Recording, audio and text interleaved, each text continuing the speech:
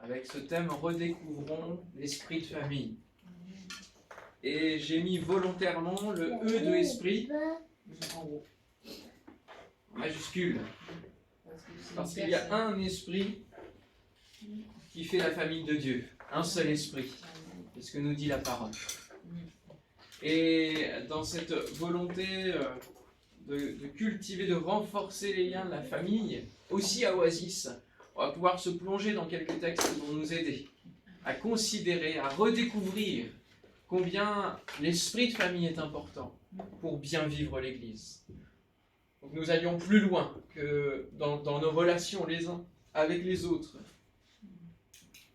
dans notre manière de vivre l'Église, nos habitudes d'Église. Aujourd'hui, il y a, je ne vais pas dire mille et une façons de vivre l'Église, mais il y a des habitudes selon le pays où on est, où on vit, selon comment les églises ont grandi, selon aussi les besoins de la société qui parfois arrivent à changer, à modifier les habitudes et les besoins des chrétiens dans les églises. Et nous arrivons à diverses sortes d'églises et de manières de la vivre. Il est important de nous replonger régulièrement, quelle que soit l'église locale, dans les textes qui nous parlent de la fondation de l'église, pour toujours revenir à l'essentiel. Parce que sinon nous pouvons dériver sur des continents. En tout cas, nous pouvons dériver sur qu'est-ce que le chrétien a besoin, etc. Sans considérer qu'est-ce que Dieu veut faire vivre à l'église. Comment Dieu veut la façonner. Quels sont les points que l'Église doit améliorer. Quelles sont les rides qui se développent sur l'Église et qu'il faut qu'elle enlève. Et on arrive à la constitution de programmes, d'événements, de bâtiments. Et c'est ça qui devient l'important. Et c'est là qu'il faut faire attention. Non pas que les bâtiments, les événements, les programmes soient dangereux, non. Parce qu'il en faut, et il faut considérer chaque âge, il faut considérer les besoins pour accueillir et bien accueillir. Il faut faire des événements pour amener aussi le contact. Mais il ne faut pas que ça soit la priorité. Il ne faut pas que ce soit ça qui guide. Et c'est important pour nous qui sommes en constitution, encore en embryon, de bien avoir ces éléments-là en tête. Dès maintenant. Alors redécouvrons ensemble l'esprit de famille. Ça vous va ? Comme programme, vous êtes OK ? Yes. La Bible parle beaucoup de la dimension de la famille. Dès les premières pages, nous avons la constitution d'une famille. On voit que Adam, tout seul, c'est pas sympa, quoi. Donc il y a la constitution d'un foyer, d'une famille, il y a une union qui commence à se faire dès le début, qui est déjà le symbole aussi de l'union que Christ veut avec nous.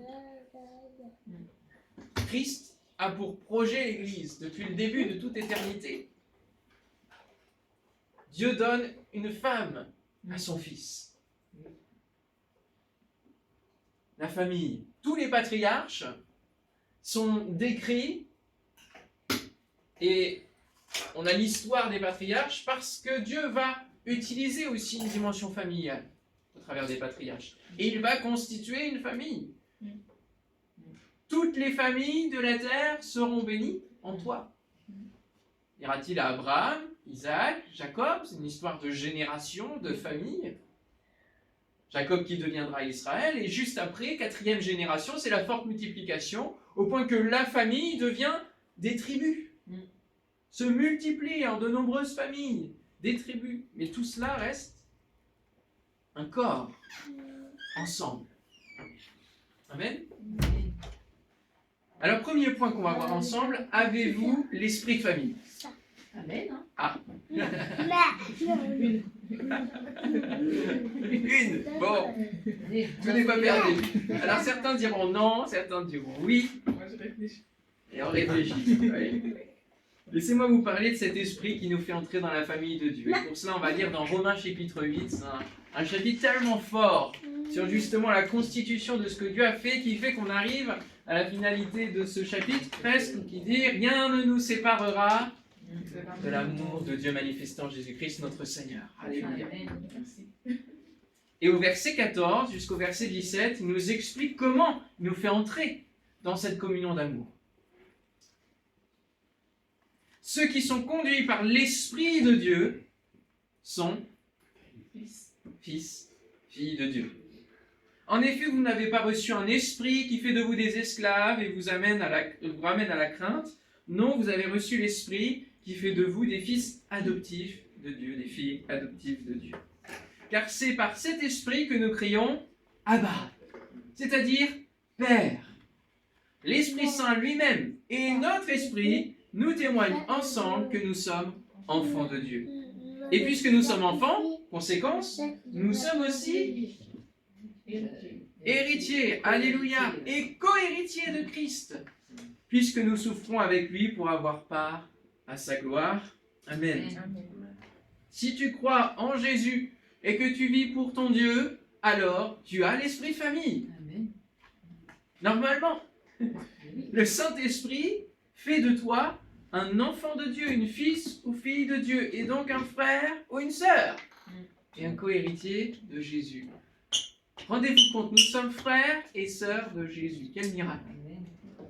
Nous qui étions loin de Dieu, rebelles, cultivant tant et tant de choses qui n'étaient pas à notre gloire, nous sommes adoptés et nous devenons co-héritiers. C'est pas juste un titre en disant bon, toi, allez, tu fais partie de la famille, mais n'oublie pas que tu es un adopté.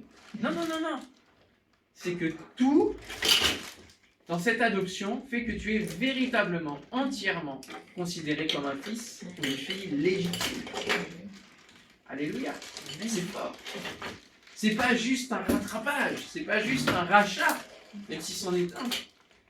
C'est une adoption qui te donne le rang, le titre, la dignité, l'autorité, le pouvoir du fils et de la fille. Tu n'es pas juste un serviteur, tu n'es pas juste un disciple, tu n'es pas juste un ami, tu es aussi un frère et une sœur de Jésus. Voyez combien la relation va crescendo au fur et à mesure de la parole. Il nous fait passer par tous ces stades-là. Quel miracle! Considérons la grâce de Dieu quelques instants. Pour que naisse la famille de Dieu et que nous en fassions partie, il a fallu que Dieu donne en rançon son Fils légitime, son unique.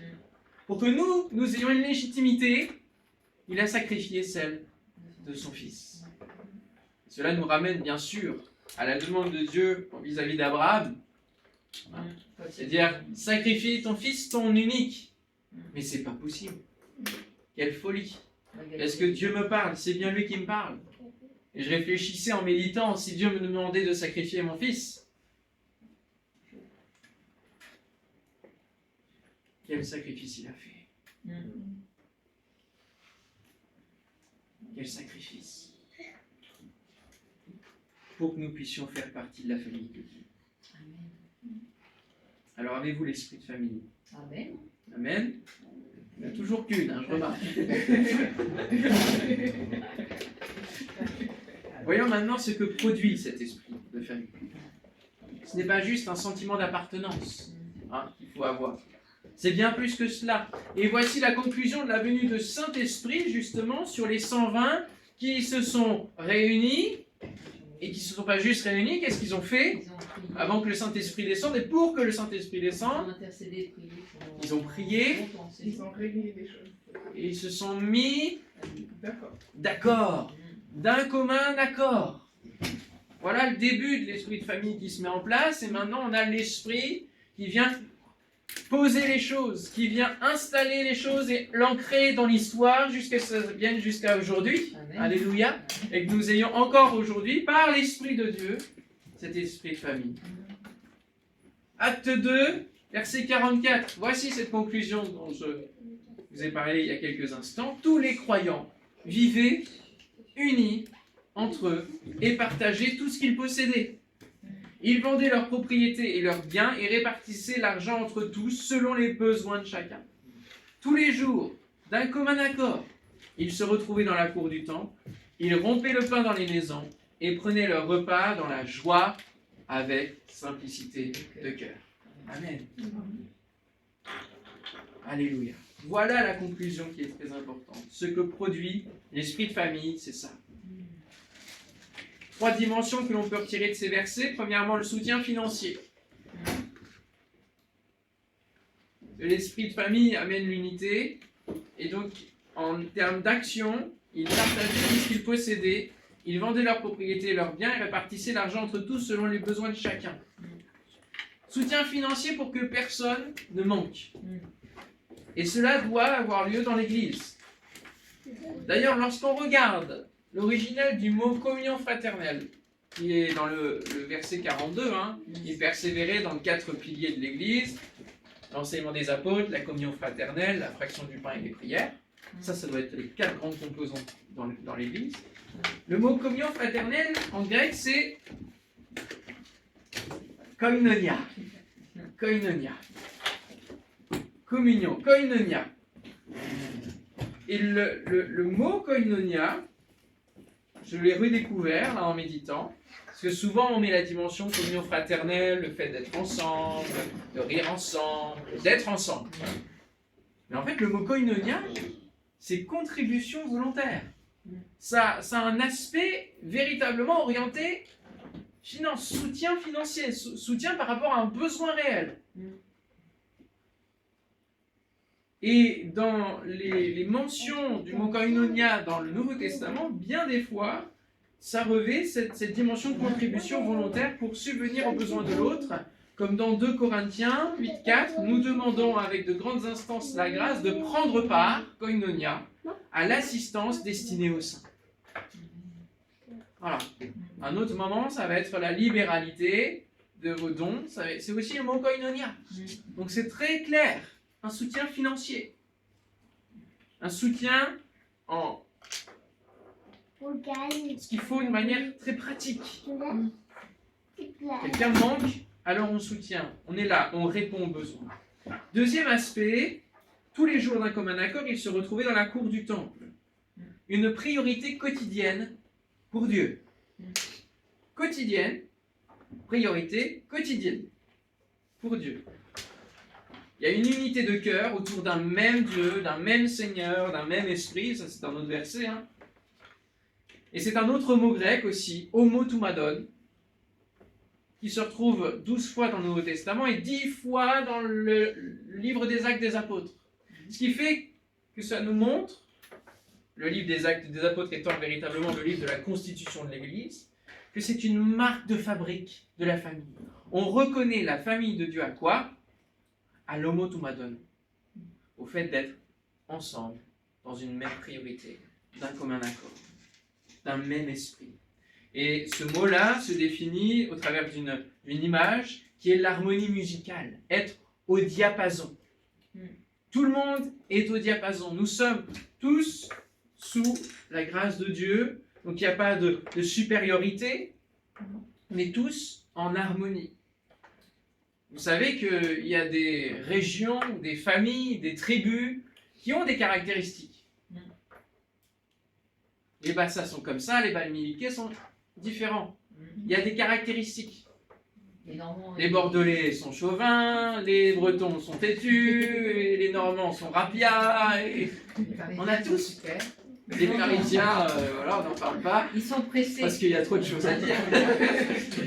Les Marseillais exagèrent. Voilà. Mais oui. Tous, il y a des Les caractéristiques. Alsaciens sont généreux. Et pour la famille de Dieu, il y a aussi des caractéristiques. Et le monde doit pouvoir dire, là, c'est bien la famille de Dieu parce qu'il y a les caractéristiques de la famille de Dieu. Ils sont d'un commun accord. Si on vient les attaquer, ils font bloc. Ils sont unis autour de Dieu et ils s'aiment en vérité. Troisième dimension, ils rompaient le pain dans les maisons et prenaient leur repas dans la joie avec simplicité de cœur. On voit qu'il y a la culture de la relation familiale, de l'esprit de famille. C'est pas juste un dicton, c'est pas juste un leitmotiv, mais c'est quelque chose qui doit se mettre en pratique au-delà de la réunion quotidienne qu'il y a dans la cour du temple. C'est pas je viens au culte, je repars et je fais semblant d'être un peu uni. c'est je vais cultiver la relation de mon Église, avec les membres, les frères et sœurs de mon Église, au quotidien. Comment je vais pouvoir bénir mon frère, ma sœur cette semaine? Je peux lui faire une tarte, des crêpes, des choses comme ça. Et on bénit ceux qui nous amènent des choses comme ça. Théo, il a reconnu.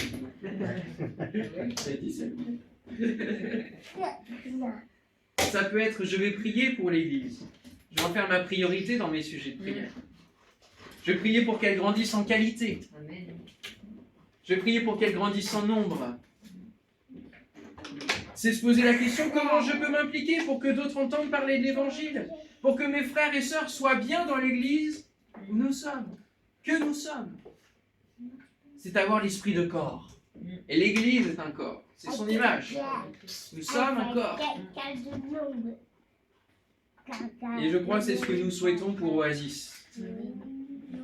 Cultiver la relation familiale qui fait qu'au-delà du culte, nous savons prendre soin les uns des autres. Nous savons qui est dans le besoin.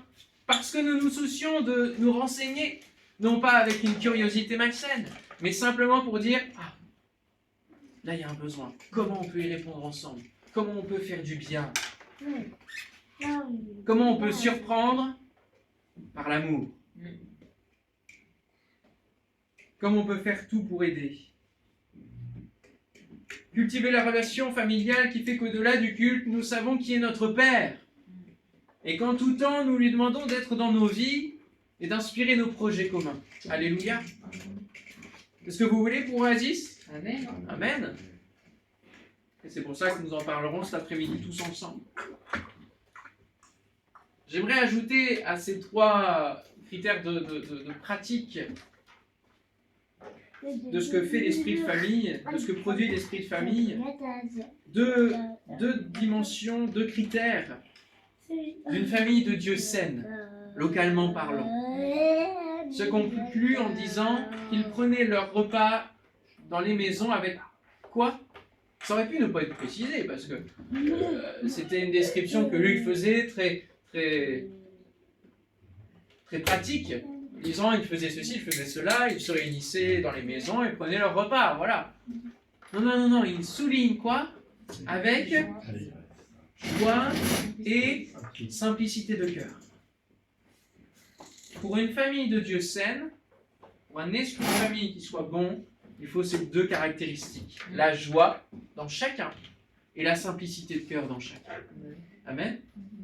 Il y a des familles locales qui pèsent lourdement et qui nous amènent parfois en tant que chrétiens à ne plus avoir la joie, à perdre la joie, à ne plus avoir la simplicité de cœur, de partager, d'ouvrir son cœur. Parce que l'autre en face, les autres en face, la famille en face, va s'en servir pour nous coincer, pour nous culpabiliser, pour nous faire du mal. Malheureusement, ça arrive. Et donc, il est bon de tout faire pour la retrouver soi-même. Mais si l'église locale ne la retrouve pas, il est bon de trouver une autre église locale où la description d'acte 2 est présente en entier. C'est important de ne pas quitter tout de suite. Et de prier pour que ces choses-là reviennent dans l'église où je suis, si ça n'y est plus.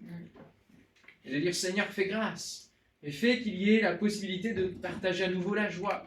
De pouvoir à nouveau ouvrir son cœur parce que mon frère, ma sœur a de bonnes intentions et vit véritablement la vie chrétienne.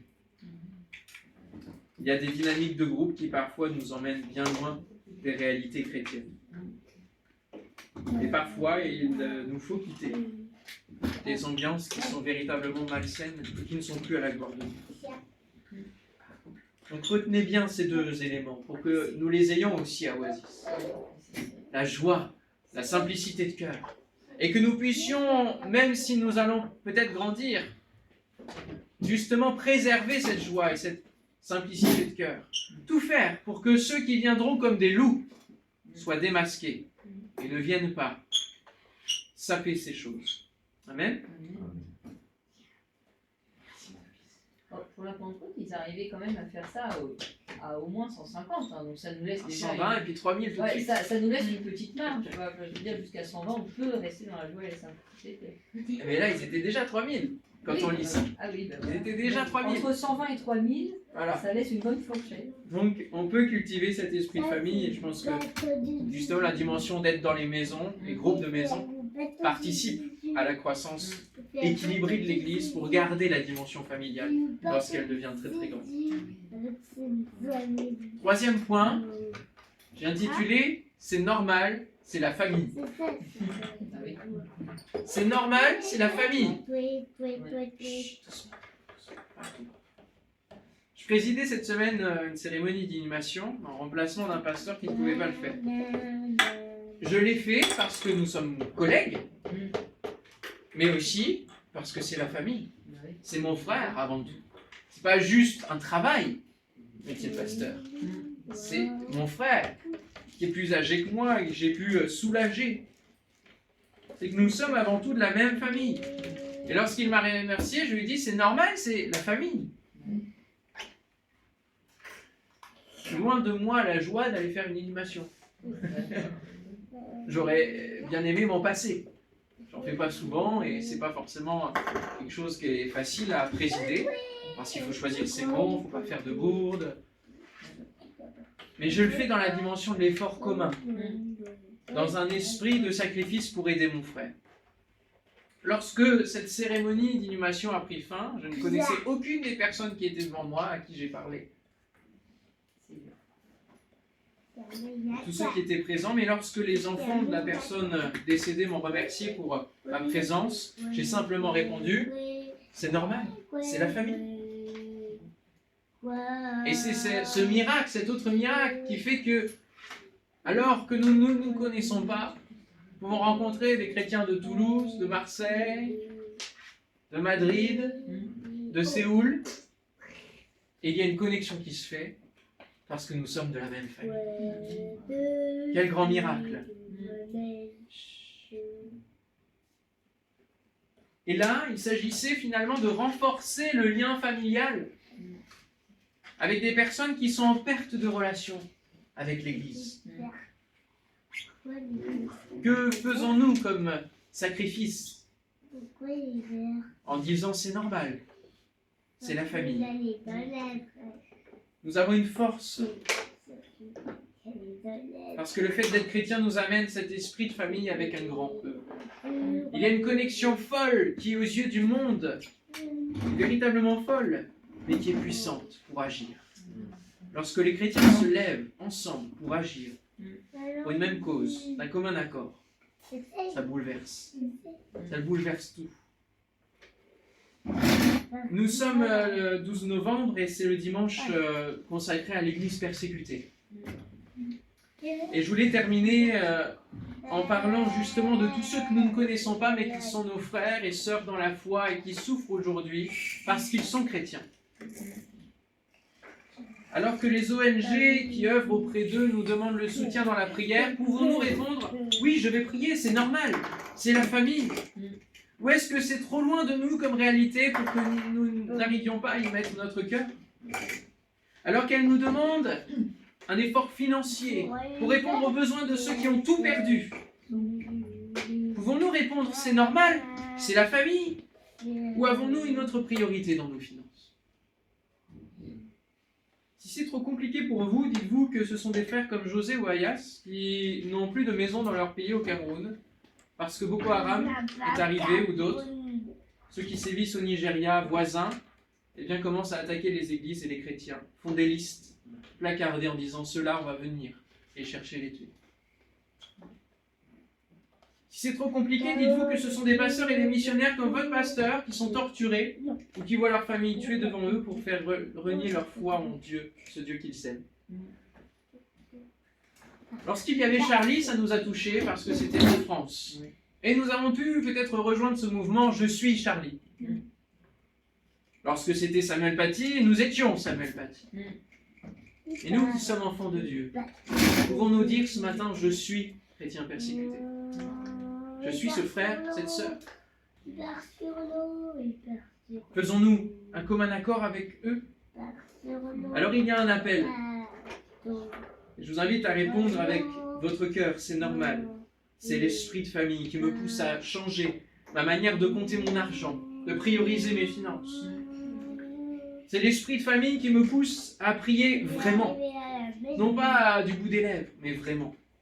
Qui m'amène à consacrer ma vie, qui m'amène à changer d'habitude, à quitter mon confort pour venir en aide à mon frère, à ma sœur dans le besoin, dans le péril, dans la détresse, ici ou bien ailleurs. Je terminerai avec ces quelques versets d'Éphésiens chapitre 3, alors que Paul évoque justement ses propres souffrances dans le ministère, ses propres tortures. Il va en faire différentes listes à plusieurs endroits. Mais il termine, et c'est magnifique. Et je n'ai jamais lu ce texte dans ce prisme-là. Éphésiens 3, verset 13. Aussi, je vous demande de ne pas perdre courage en pensant aux détresses que je connais dans mon service pour vous. Cause des tribulations, nous dit cette version seconde. Elles sont pour vous votre gloire. Elles contribuent à la gloire qui vous est destinée. C'est pourquoi je me mets à genoux devant le Père, de qui dépendent comme d'un modèle toutes les familles des cieux et de la terre. Je lui demande qu'il vous accorde, à la mesure de ses glorieuses richesses, d'être fortifié avec puissance par son esprit, esprit de famille, dans votre être intérieur, que le Christ habite dans votre cœur par la foi. Enraciné et solidement fondé dans l'amour, vous serez ainsi à même de comprendre, avec tous ceux qui appartiennent à Dieu, combien l'amour du Christ est large, long, élevé et profond. Oui, vous serez à même de connaître cet amour qui surpasse tout ce qu'on peut en connaître, et vous serez ainsi remplis de toute la plénitude de Dieu. Amen. Comment connaître l'amour de Dieu et ses dimensions? En apprenant à connaître les détresses de mon frère, de ma soeur, et à y répondre. C'est ce qu'il dit. En pensant aux détresses que je connais, alors vous allez découvrir quelle est la grandeur, la largeur, la longueur, la hauteur, la profondeur de l'amour de Dieu. Vous serez à même de connaître cet amour-là. Alléluia. On va passer juste une vidéo de l'appel à la prière qui est là pour... C'est cool. Non, c'est bon. Pour la semaine qui vient.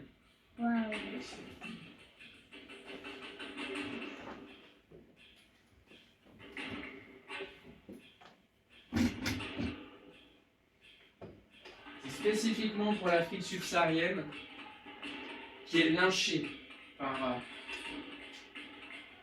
les terroristes islamistes.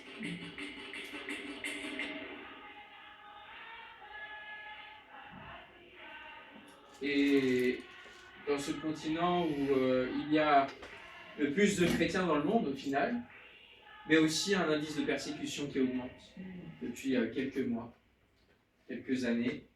Et vous savez que Portes Ouvertes, cette ONG, publie un indice de persécution annuellement. Il présente au gouvernement avec un S. Et donc cet indice-là est en train de se modifier un peu puisque ça atteint véritablement beaucoup plus les pays du continent africain. Donc on va pouvoir prier. Amen. Je vous invite à vous lever pour qu'on puisse véritablement considérer cet esprit de famille, le redécouvrir ce matin comme on l'a fait, mais aussi dans notre cœur, que ça puisse mûrir dans notre cœur. Et puis aussi considérer la famille large, la famille avec un grand E, l'Église avec un grand. Parce que ses frères, ses sœurs, qui parfois n'ont plus d'église, qui ce matin peut-être se réunissent en plein air ou sous la pluie, on ne sait pas, dans le froid de Sibérie, en différentes circonstances. Ils louent le Seigneur. Et bien souvent, ils prient pour nous. C'est dire. Alors Seigneur, nous te prions ce matin pour que l'esprit de famille puisse nous remplir. Pour que ton Saint-Esprit puisse descendre sur nos vies. Et que tu viennes bouleverser nos existences personnelles, mais aussi oasis. Nous ne voulons pas rester dans des statu quo, nous ne voulons pas rester simplement dans une habitude qui est là, présente.